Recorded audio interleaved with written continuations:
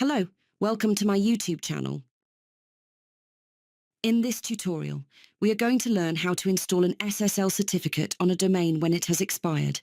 In this tutorial, we are using a software called Camtasia, and we are going to install our SSL certificate using a hosting provider called Namecheap. Without wasting much time, let's dive right in. The first step is to log into our hosting account and find a link to our control panel. We could also just log into our control panel directly. Still, I decided to use the login link that is provided in the hosting account because in case you forgot your password, you can still log in direct from there. In cPanel, let's click on Namecheap SSL.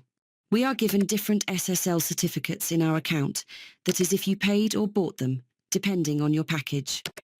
Click on any and select the domain on which you want to install the SSL certificate. Replace the old certificate which has expired and click on Install. Give it a few minutes to install. That's all for today. I hope to see you in the next video. If you would like to request for a specific video, please comment about it and I'll provide the video for you next time.